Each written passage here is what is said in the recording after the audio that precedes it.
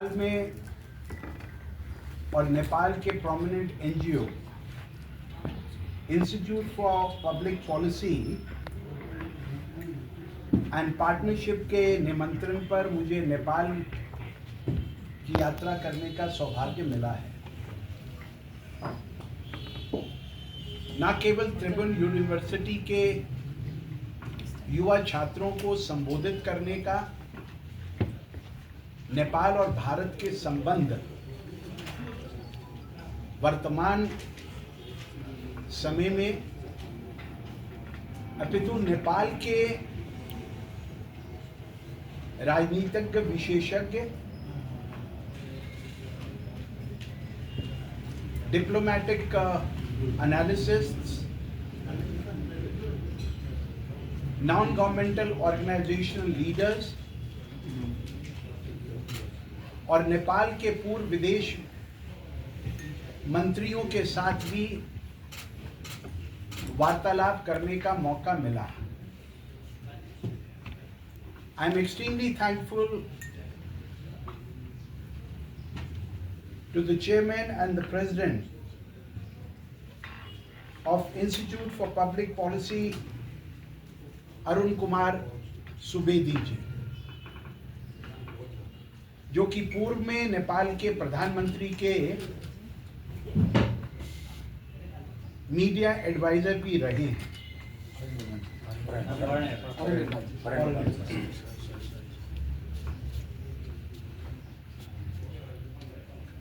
आज के संदर्भ में जो 22 अप्रैल 2025 को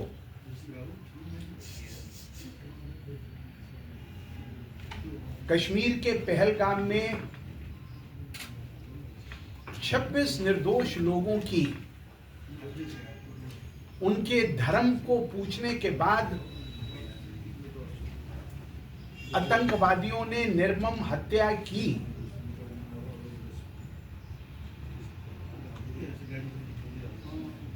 उस संदर्भ में नेपाल सरकार के भारत को सहयोग और सपोर्ट के इशू पर भी मैंने नेपाल के महामहिम आदरणीय राष्ट्रपति रामचंद्र जी को भी भारत और भारतीय मूल के लोगों का धन्यवाद अर्पित किया। अंतर्राष्ट्रीय आतंकवादी ओसामा बिन लादेन को, जिन्होंने अमेरिका के ट्विन टावर्स को, वर्ल्ड ट्रेड सेंटर को और पेंटागन के वॉशिंगटन डीसी में आतंकवादी हमलों को अंजाम दिया था,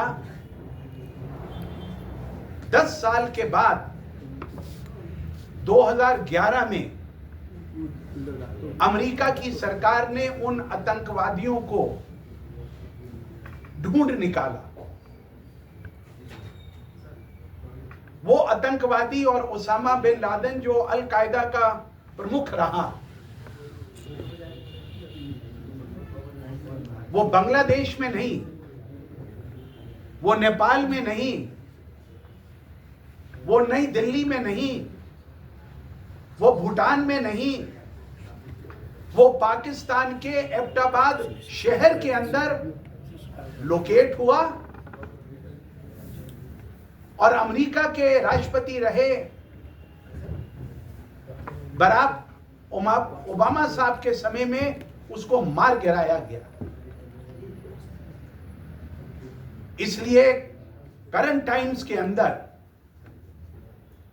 भारत के प्रधानमंत्री नरेंद्र दामोदर दास मोदी जी का फर्म रिजॉल्व है कि हम पूरे साउथ ईस्ट एशिया में आतंकवाद को पनपने नहीं देंगे। भारत युद्ध नहीं चाहता है, भारत को उकसाया नहीं जाए। लेकिन उन 26 लोगों के अंदर जो पहलगाम में शहीद हुए, उसमें हमारा एक नेपाली मूल का भाई भी था। इसलिए India reserved its right to organise air strikes into Pakistan, not targeting the civilian population of Pakistan, लेकिन आतंकवादी शिविरों के ऊपर हमले कर उनको तहस नहस और तबाह करने का जो प्रतिज्ञा भारत के प्रधानमंत्री नरेंद्र मोदी जी ने ले रखी है, उसको हमने अपनी नेपाल यात्रा में भी राजनीतिक दलों के प्रमुख व्यक्तियों से, नेपाल के राष्ट्रीय अध्यक्ष जी से, नेपाल के बुद्धिजीवियों से सक्षमता से भारत के उस स्टैंड को एक्सप्लेन किया। 7 मई को एयर स्ट्राइक्स होती हैं, आतंकी ठिकानों को नष्ट किया जाता है, और पाकिस्तान का सबसे बड़ा आतंकी जब वो ये स्वयं कबूल करता है, मेरे परिवार के 11 लोग मारे गए हैं, काश मैं भी मारा जाता। इस घटनाक्रम के 3 दिन के बाद 10 तारीख को सीज फायर होता है, लेकिन भारत ने इसके साथ यह भी कहा है, अगर दोबारा से भारत के विरोध में पाकिस्तान की धरती से, पाकिस्तान की सरकार की संलिप्तता से ऐसे हमले होंगे, तो we will consider it to be a war on India and we reserve a right to strike again, because our firm commitment is to banish terror and terror modules. मुझे खुशी है भारत और नेपाल के संबंध और विशेष तौर से वर्तमान की ये घटनाएं और नेपाल का firm resolve to stand in support of Republic of India, आपके प्रधानमंत्री का पहले 12 घंटे के अंदर भारत के प्रधानमंत्री नरेंद्र मोदी जी को फोन कर अपना सहयोग और सपोर्ट दर्शाना, हम उसका अभिनंदन करते हैं, हम उसका स्वागत भी करते हैं, और इसको एक कैटलिस्ट स्टेप बताते हैं भारत और नेपाल के प्रगाढ़ संबंधों का। इसके साथ ही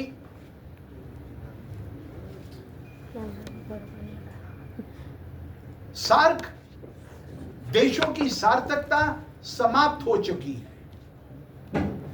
सार्क फोरम जो कि एक इफेक्टिव फोरम रहता, भारत, नेपाल, भूटान, बांग्लादेश, मालदीव्स, पाकिस्तान और उसके पड़ोसी देशों के साथ, वो पाकिस्तान के आतंकी मंसूबों के चलते ठंडे बस्ते में चला गया है। The forum of SAARC has become ineffective,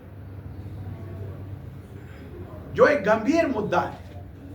हम चाहते थे और भारत हमेशा इस बात का पक्षधर रहा है, free and fair interaction between the SAARC nations would have led to a new world order।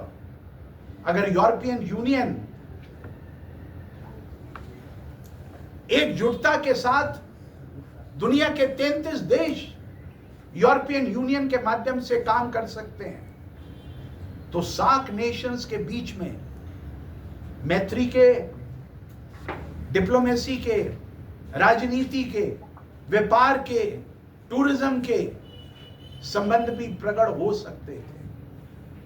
और इस पूरे मुद्दे को जिस प्रकार से आपके और हमारे पड़ोसी देश पाकिस्तान ने अपनी कारगुजारियों से उसको ठंडे बस्ते में डाला है, इसको भी आपके समक्ष रखने का मौका मुझे नेपाल की धरती पर institute for public policy and development के माध्यम से रखने का मौका मिला। प्रधानमंत्री नरेंद्र मोदी जी की पहल पर 39 हवाई उड़ानों के माध्यम से 571 टन नेपाल के अंदर रिलीफ मटेरियल को भेजा गया था, क्योंकि आपके और हमारे संबंध ऐतिहासिक है। अगर आपको दर्द महसूस होता है तो उस दर्द की टीस दिल्ली में हमें भी महसूस होती है। और मैं जब पिछले 20 सालों में 22 बार नेपाल आने का मुझे सौभाग्य मिला है, और नेपाल आने के बाद मैं सबसे पहले नेपाल की माटी को अपने माथे पर लगाता हूं, क्योंकि मुझे लगता है मेरे नेपाल से पिछले जन्म के अटूट संबंध हैं। We love Nepal, we love Nepalis, and we have a common relationship which cuts across historical lines. रोटी बेटी के संबंधों के अलावा नेपाल और भारत के संबंध मिलिट्री के क्षेत्र में 32,000 नेपाल के गुरखाओं का भारत की गुरखा रेजिमेंट में कार्यरत रहना, ये नेपाल की और भारत की रक्षा और सुरक्षा के क्षेत्र में एक प्रमुख घटनाक्रम मैं इसको मान के चलता हूं। एक और विषय, नेपाल के विभिन्न वर्गों से बात करने के बाद, नेपाल के राजनीतिक घटनाक्रम से रूबरू होने के बाद, multi party democratic political system को सही ढंग से यहां पर अवतरित देखने के बाद एक विषय आप सबके समक्ष भी रखना चाहूंगा, और वो विषय है rethinking afresh of the concept of secularism. अगर भारत में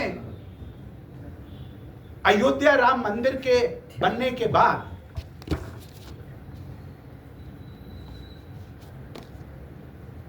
टूरिज्म को बढ़ावा मिला है, ट्रेड को बढ़ावा मिला है,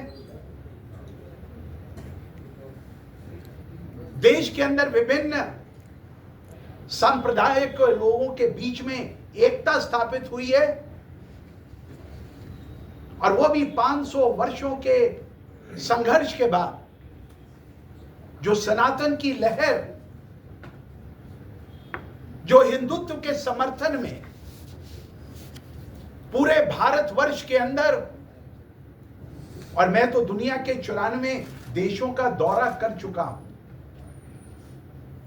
दुनिया भर में विभिन्न इंडिपेंडेंट स्टेट्स का दौरा करने के बाद, और पीपल ऑफ इंडियन ओरिजिन और नेपाली ओरिजिन के लोगों को भी विश्व भर में मिलने के बाद,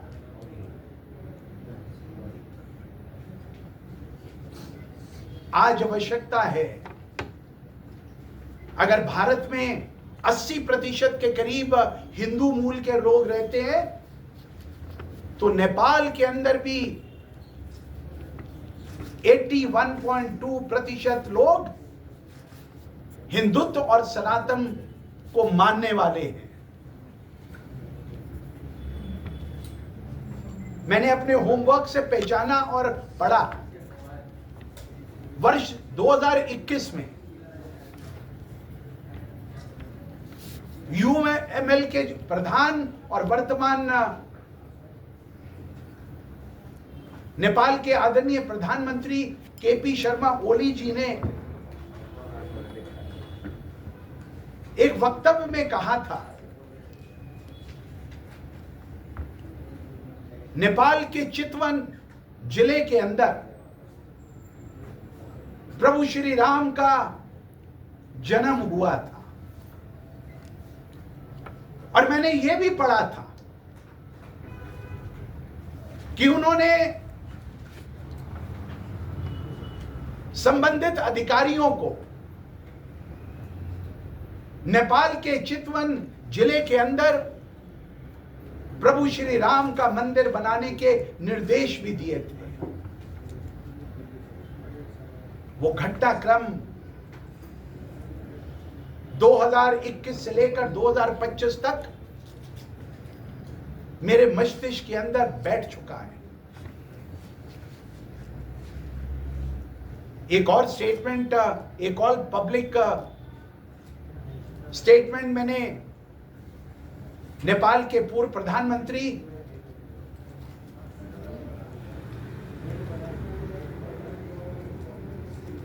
और नेपाल कांग्रेस पार्टी के अध्यक्ष आदरणीय शेर बहादुर देववा जी की भी पढ़ने का मुझे सौभाग्य मिला था, जिसमें उन्होंने कहा था, there can be discussions on revisiting secularism in Nepal। और इस वर्तमान यात्रा के अंदर भी नेपाल के अंदर जिस प्रकार का जन जागरण हो रहा है, मैं किसी व्यक्ति विशेष के पक्ष में नहीं हूं। नेपाल में मल्टी पार्टी डेमोक्रेटिक का सिस्टम रहे, हम हमेशा इसके पक्ष में रहे हैं। लेकिन the need of the our is rethink afresh on the concept of secularism। अगर नेपाल की 81% जनता नेपाल को एक हिंदूवादी राष्ट्र के रूप में देखना चाहती है, तो मेरी बड़ी हाथ जोड़कर राजनीतिक का परिपेक्ष में काम करने वाले स्वतंत्र राजनीतिक दलों से यह प्रार्थना है, जनता की मूल भावनाओं से, जनता की मूल भावनाओं को इन कंसिडरेशन में रखने से आपका लोकतंत्र और मजबूत होगा। उस पे निर्णय क्या हो, ये नेपाल के लोगों को और नेपाल के राजनीतिक दलों के सदस्यों को इस पे कॉल लेनी। लेकिन जितनी पल्स में नेपाल की इस 4 दिन की यात्रा में ले सका हूं, मुझे लगता है जिस सनातन की लहर से भारत ओतप्रोत हो रहा है, जो कल तक भारत में एंटी धर्म के विरुद्ध काम करने वाले थे, आज वो भारत के विकास के अंदर हमारे साथ कंधे से कंधा मिलाकर काम कर रहे हैं। And I am sure if the political system in Nepal takes a step forward, Nepal का वो सेकुलर कैरेक्टर, नेपाल के विभिन्न संप्रदायों के लोग अपने आप को और गौरवान्वित महसूस करेंगे if a policy decision is taken after broader consultation, एक हिंदू होने के नाते भारत के करोड़ों हिंदुओं की ये मनोदशा रहती है, हम नेपाल के काठमांडू में पशुपतिनाथ मंदिर के दर्शन करें, मुक्तिनाथ के दर्शन करें, सीतागढ़ी के दर्शन करें, लुम्बिनी जाकर अपना प्रणाम करें, और उस बड़े सर्किट का अगर जिसको आप हिंदू सर्किट भी, जिसको आप Hindu religious circuit for piece and development भी मान सकते हैं, अगर उत्तर प्रदेश के में आयोजित महाकुंभ में 60 करोड़ जन श्रद्धा के नाते आ सकते हैं, जिससे लोगों को रोजगार मिला, पर्यटन बढ़ा, संबंध प्रकट हुए, तो नेपाल के इन पावन स्थानों के दर्शन करने के लिए भी कोई किसी को रोकने वाला नहीं है। और एक विषय जो दुनिया भर में घूमने के बाद मेरे ध्यान में आया, नेपाल की 1/4 यंग फोर्स, वर्किंग फोर्स, पढ़े लिखे लड़के और लड़कियां जिस तेजी से पाश्चात्य देशों की तरफ पलायन कर रहे हैं, in search of good education, in search of more employment opportunities, मेरा मानना है नेपाल के अंदर इंडस्ट्रियल हब्स बने, नेपाल के अंदर फॉरेन डायरेक्ट इन्वेस्टमेंट और आए, नेपाल का सर्वगीण विकास हो, ताकि नेपाल के नौजवान नेपाल की धरती से पढ़ने के बाद दोबारा से नेपाल आकर अपने फैमिली वैल्यूज को सशक्त रखकर मजबूत नेपाल की नींव को और मजबूती से आगे बढ़ाने का काम करें। ये 2, 3, 4 बिंदु जो मैंने आपके समक्ष रखे हैं, जो मैंने पाया वो मैंने आपसे शेयर किया। मैं किसी के माउथ पीस और किसी व्यक्ति विशेष को प्रमोट करता हुआ नहीं समझा जाना चाहिए। What is in the best interest of India and Nepal, that has to be developed within the democratic polity of the both countries. And I am sure मैंने इस नेपाल के प्रोमिनेंट एनजीओ के 2 प्रमुख साथी मेरे लेफ्ट और राइट बैठे हैं, मैंने इनसे प्रार्थना की है इस डायलॉग को ना केवल नेपाल में अपितु नई दिल्ली में भी और भारत के अन्य शहरों में भी इसको रेप्लिकेट किया जाए। पशुपतिनाथ के दर्शन करते हुए मुझे अत्यंत आनंद की अनुभूति हुई, और मंदिर के जो प्रमुख पुजारी हैं, मैंने उनको प्रणाम करके और उनके समक्ष भारत में हाल ही में मारे गए 26, जिनमें एक नेपाली मूल का भाई था, पशुपतिनाथ मंदिर के प्रांगण में उनकी आत्मा की शांति के लिए भी प्रार्थना की। और जो जो जनसभाएं, जो जो पब्लिक इंटरैक्शंस जिनको मुझे संबोधित करने का मौका मिला, उन सब में भी हमने 1 मिनट का मौन रखा।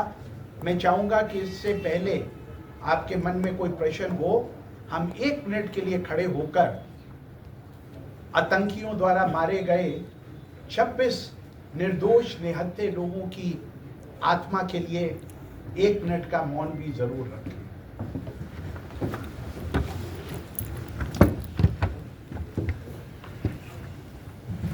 शुरू प्लीज।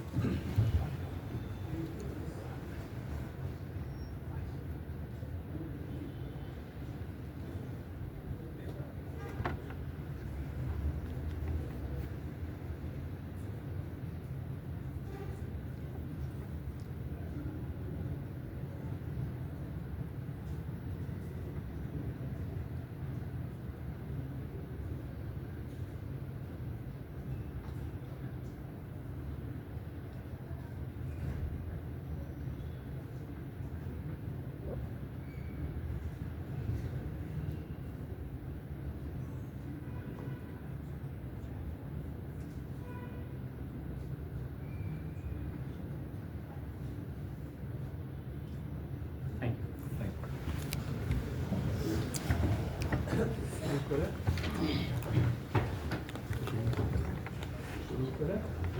नमस्कार, मैं राम गोपाल यादव, रिपोर्टर्स क्लब नेपाल।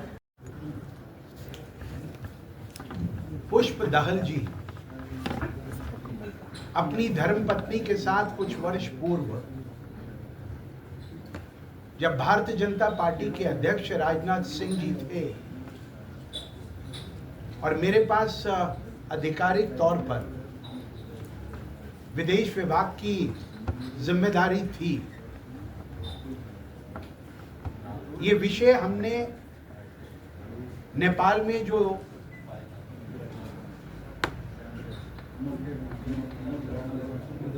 धर्म के आधार पर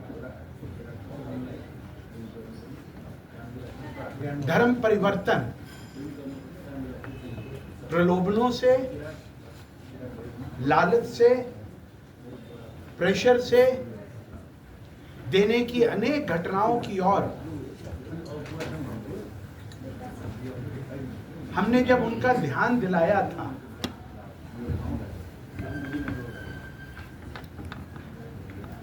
the Prime Minister of Nepal had assured us, assured India, and had categorically stated, we are against conversions in Nepal. और उन्होंने ये भी हमें बताया था कि नेपाल के लॉ के प्रोविजंस के अनुसार किसी भी ढंग से होने वाले धर्म परिवर्तन के हम खिलाफ हैं। We do expect that the Nepal government will take due cognizance of this particular aspect, and we will do whatever is within our means from India to assist, to convey to the Nepalese authorities to take suitable actions in this matter.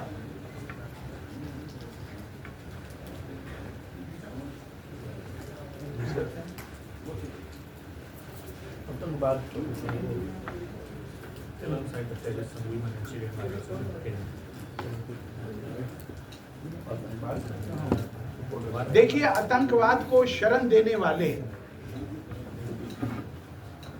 आतंकवाद को promote करने वाले,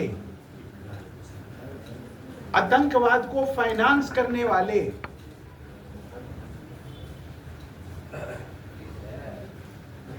कभी भी safe नहीं रह सकते हैं। और ऐसे आतंकवादी लोग अक्सर निर्दोष निहत्थे बच्चे और बच्चियों और लेडीज को आगे ह्यूमन शील्ड कर कर अपने आप को बचाने की कोशिश भी करते हैं। भारत ने यह क्लियर कर दिया था 7 मई 2025 की air strikes were not directed against any civilians. And this is the reason why, after selected strikes at selected places in Pakistan, India agreed to the ceasefire. खून किसी का भी बहे, खून मानवता का बहता है. And India is never in favor of spilling the blood of the innocents. ये बात कहने का इतना तात्पर्य है, there are no safe havens in Pakistan. Bharat की सिक्योरिटी एजेंसीज के रेडार पर ऐसे सभी आतंकवादी स्थान और आतंकवादी संगठन, हम आशा करते हैं कि कोऑर्डिनेटेड ढंग से इनको बैनिश किया जाएगा. और नेपाल की recent retaliatory statement supporting India's war against terror is a notable feature in the Indo-Nepal context. So next, referendum. Why to have referendum if India itself has more than 80% Hindu population? Let's amend the Indian constitution rather than Nepal constitution to make it. देखिए, मैंने शुरू में कहा, नेपाल की इन 4 दिनों की यात्रा में जो मेरा फीडबैक है, निर्णय नेपाल और नेपाल के लोगों ने करना है. We are no more in a no position to dictate, but we are in a position to convey you the actual sentiments. राजनेता और राजनीतिक पार्टियां वो लॉन्ग रन के अंदर सक्सेसफुल रहती हैं जो जनता के फीडबैक को पॉजिटिवली लेने की कोशिश करती है. और अगर आपने मेरी बात को अच्छे ढंग से सुना हो, 2014 से लेके 2025 तक there is a resurgence of Sanatan sentiments in India. शायद आपने क्वेश्चन करते हुए मेरी उस स्टेटमेंट की तरफ ध्यान नहीं दिया.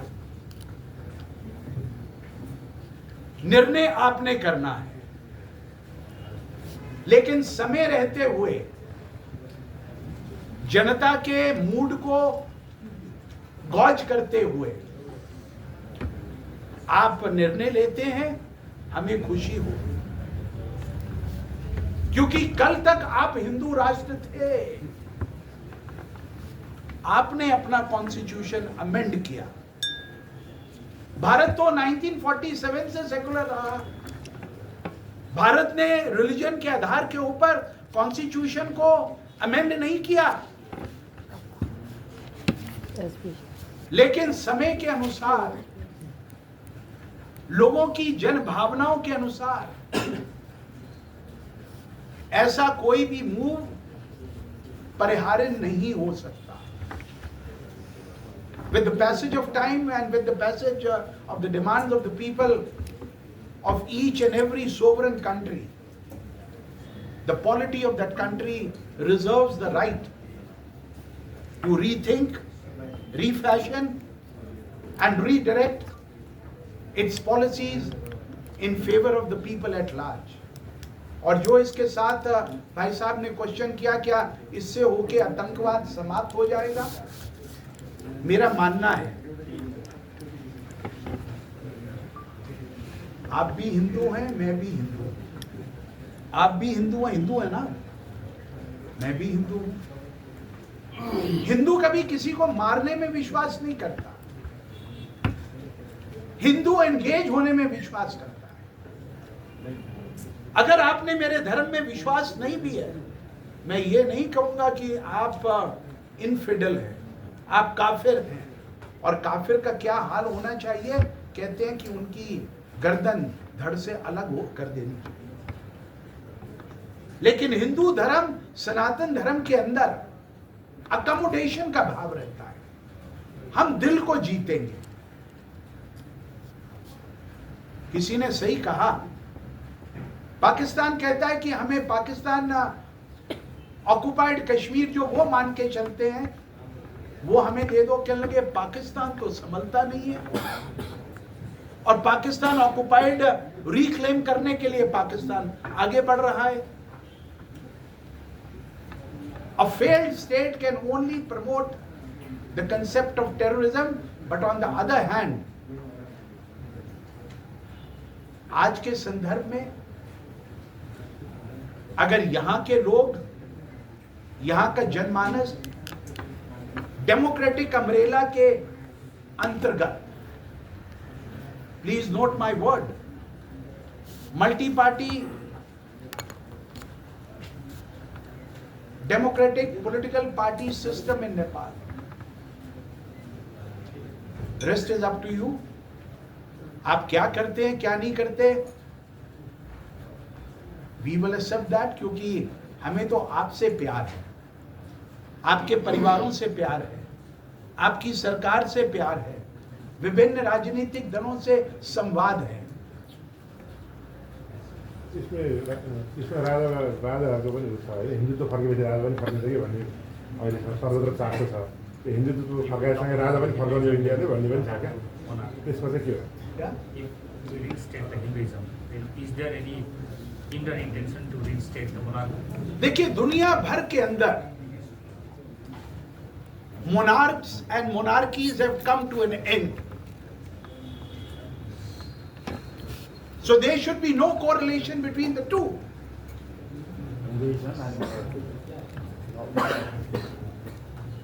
Hinduism is a way of life. A monarchy is a system which is delivered in the past. But all of the globe, people have reverted to the multi-party democratic way of life and system. I hope that answers my question. Hinduism and monarchism is different thing. In Nepalese context. it Not might- related. I will add something. Please. What will do after secularization? If you are saying that Nepal should be Hindu nation, then we are seeking for social and economic changes, betterment, isn't it? If Nepal become once again Hindu nation, then it will be increase, or it will be more betterment of our socio-economic status. And another thing is that you are trying to say that Hindu are and Muslims are terrorists. All Muslims are terrorists. I've never taken the word. Sir, please check You your. are not directly Check saying your. that. I have never mentioned one word what you have mentioned about religion. Yeah. So be very cautious. I'm a juggler of words. I'm not a diplomat, but I know what words I have to speak. आप कौन सा word pick करोगे और कौन से word पर भारत की bashing शुरू हो जाएगी। तो मैं आपसे ज्यादा बुद्धिमत्ता रखता हूँ सर, बाल मेरे ज्यादा कम है, आपके अभी भी है। सर बोलो आप। ये बात हुई था वो हिंदू राज्य होने के बाद हम तो नेपाल के डेवलपमेंट के पीछे हैं। हिंदू राज्य होने के बाद हम तो वो धर्म के बारे में नहीं, हम इकोनॉमिक स्टेटस की बेटरमेंट देख रहे हैं। क्या हिंदू राज्य होने के बाद जब तक हिंदू राज्य था, क्या नेपाल का बेटरमेंट था?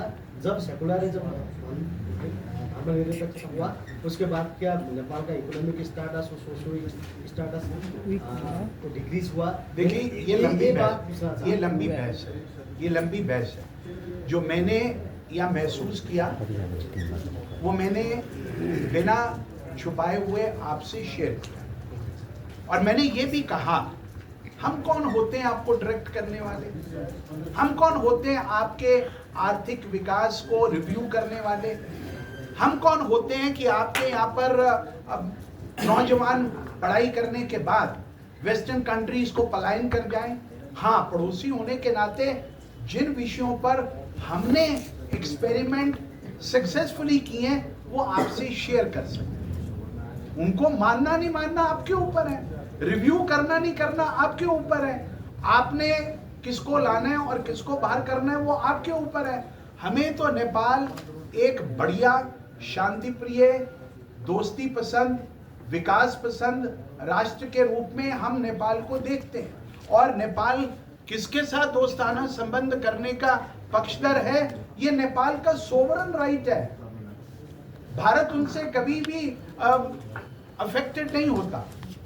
और मेरा तो ये सिर्फ कहना है, जो हमने महसूस किया उसको क्लियर टर्म्स में आपके समक्ष रखा और ये भी कहा, the decision ultimately rest upon the people and citizens and the political system in Nepal who have to take a fresh call।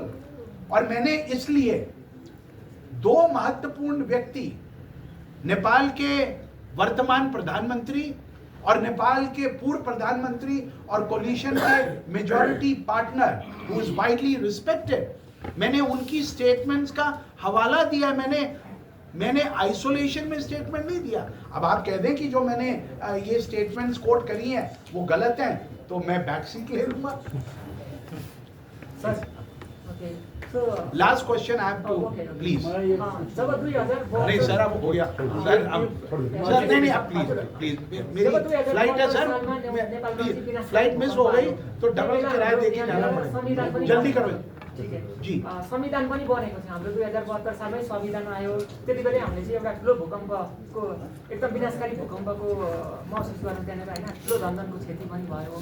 त्यही बेला उहाँले पनि अघि भर्खर भन्नुभयो, हामीमा गएको भूकम्प आएको 4 घण्टा नबित्दै हामीले राहतको सामग्रीहरू पठायौँ भन्नुभयो। जबकि हामी कहाँ संविधान बनाइसकेपछि भारतबाट हामी नाकाबन्दी झेल्नु पर्यो, त्यति ठुलो नाकाबन्दी भयो हाम्रो। कतिपय सहर बजारमा बस्ने मानिसहरू आफ्नो गाउँ फर्किन बाध्य भए। अनि त्यो हाम्रो जुन त्यति बेला संविधान बनायो त्यसमा नेपाललाई चाहिँ धर्मनिरपेक्ष भनेर त्यति बेला समावेश गरिएको थियो। त्यही विषयलाई लिएर तपाईँहरूले हामी कहाँ नाकाबन्दी लाउनु भयो कि हामीलाई चाहिँ हिन्दू धर्म मान्नुपर्छ, हिन्दू धर्मको देश बनाउनुपर्छ भनेर तपाईँहरूले नाकाबन्दी गरे हो कि, अथवा त्यसमा के कारण थियो हामीलाई नाकाबन्दी लाउनु? This was the last. Time है मेरी, प्लेन छूट जाएगी। हाँ ये बताइए। नहीं हाँ last. Because after was that you mentioned you were in the president house in Nepal at that time. So then after the promulgation of the constitution, we were not mentioned Nepal as a Hindu country, rather we converted into the secular nation. So then after the promulgation of constitution, India imposed some sorts of blockade in Nepal, so that lots of people would be dispersed, like be stopped in country. So what was the reason behind that? Where is what? Because we converted into the secular nation. देखिए आपने बड़ा अच्छा ये प्रश्न किया। जब reported नाकाबंदी हो रही थी, मुझे नेपाल विजिट करने का अवसर मिला था और आज भी जूम के ऊपर या आपकी जर्नलिस्टिक आर्काइव्स में होगा। I had clearly stated at that time, Nepal की नाकाबंदी की चाबी, हर सेफ की एक चाबी होती है। The key to the blockade lies in Kathmandu and not in New Delhi. हमें अनफेयरली एक्यूज किया गया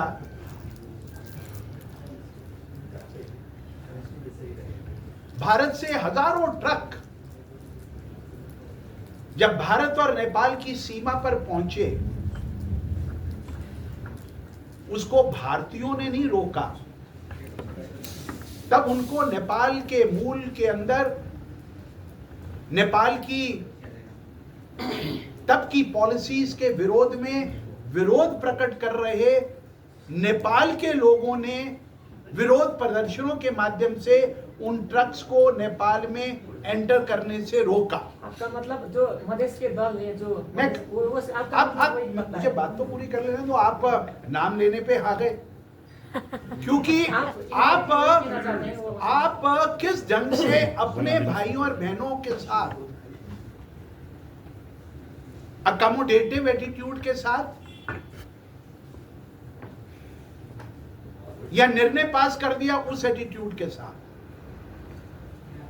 सब्जियां हमारी जो हम आपको भेज रहे थे, दवाइयां हमारी जो हम आपको भेज रहे थे, ईंधन हमारा जो हम आपको भेज रहे थे, अगर वो नेपाल आता तो हमें भी उससे रेवेन्यू मिलता। रोका किन्होंने? प्रोटेस्टर्स ने, नेपाल के और भारत के बॉर्डर पर। और ये बड़ा डिसअपॉइंटिंग इशू है। नेपाल के आंतरिक गतिरोध के चलते भारत के सिर के ऊपर इकोनॉमिक ब्लॉकेड का ठीकरा फोड़ने की कोशिश हुई। And if you refer to the past record, आप देखिएगा और मेरे से बाद में आप बात करिएगा। We had at that time also कोई बड़ा लीडर आके यहाँ पे नहीं एड्रेस किया था मीडिया को, and I was advised not to address the media at that crucial time, but I said what all I have felt, I consider it to be my birthright. और United nation में वो मुद्दा ले गए। आप अपने मिनॉरिटीज और मेजॉरिटी के लोगों से उनके अधिकारों के लिए आपने विवेचना करनी है, और अगर वो ना खुश थे, ये उसका रिजल्ट था। अब वो पहाड़ के थे या मधेश के थे, ये मैं आपकी समझदारी पे छोड़ देता हूं, लेकिन भारत और नेपाल की सीमा के ऊपर हजारों ट्रक्स की लाइन थी, अगर आपने तब देखा हो। इंडिया का भी उतना ही नुकसान हुआ, लेकिन उससे ज्यादा कॉन्फिडेंस का नुकसान हुआ on both sides of the fence. The lack of confidence on both sides of the fence ऐसे हुआ, हिला। हम चाहते हैं भारत और नेपाल के अंदर कॉन्फिडेंस बिल्डिंग मेजर्स बरकरार रहें। अगर किसी मुद्दे के ऊपर हमारे मतभेद है, उनको बैठकर डिप्लोमेटिक लेवल पर डायलॉग के माध्यम से उनका समाधान निकालें। और ये भी मैं आपको बता दूं, there is no big brother and there is no younger brother. हम बराबर के भाई हैं। अगर हमारा एक वोट यूएन में है तो एक वोट नेपाल का भी यूएन में है। तो कई लोग हमें बोल देते हैं, जी आप बड़े भाई, हम छोटे भाई, इसलिए आप हमें डायरेक्ट करते हो। No no no sir, we don't direct you, हम आपसे कंसल्ट करते हैं। आपके भी बहुत से लोग भारत में हमसे बात करने आते हैं, हम खुले मन से बात करते हैं सर। हम कभी नहीं कहते कि नहीं जी हम आपकी बात का जवाब नहीं देंगे। तो ये शब्दों के हेर फेर में उलझाएं, और जो रोटी बेटी के संबंध हैं उनको प्रेजेंट कंटेक्स्ट में रीएनफोर्स करें। टूरिज्म के नाते, ट्रेड के नाते, एम्प्लॉयमेंट जनरेशन के नाते, एजुकेशनल फैसिलिटीज के नाते, ट्रांसपोर्ट फैसिलिटीज के नाते, आपके हाईवे बने, आपके मेट्रो आए। भारत और नेपाल के बीच में मालगाड़ी भी चलवाने के लिए और मैं यहाँ एक चीज और बता दूं, ये जरूर कोशिश करिएगा मेंशन करने की। भारत और नेपाल के रिश्ते कितने प्रगढ़ हैं, ये इस बात से दर्शाए जाते हैं कि 2014 से लेकर 2025 तक प्रधानमंत्री नरेंद्र मोदी जी ने पिछले 11 साल के अंदर नेपाल की 5 आधिकारिक यात्राएं की हैं, और numerous ministerial meetings between the representatives of Nepal and India have happened। और इस टाइम पीरियड के अंदर नेपाल के 9 सक्सेसिव सरकारों के प्रधानमंत्री उन्होंने भारत की यात्राएं करी हैं। तो रिश्ते तो मजबूत होंगे तभी यात्राएं करी हैं। हाँ, थैंक यू।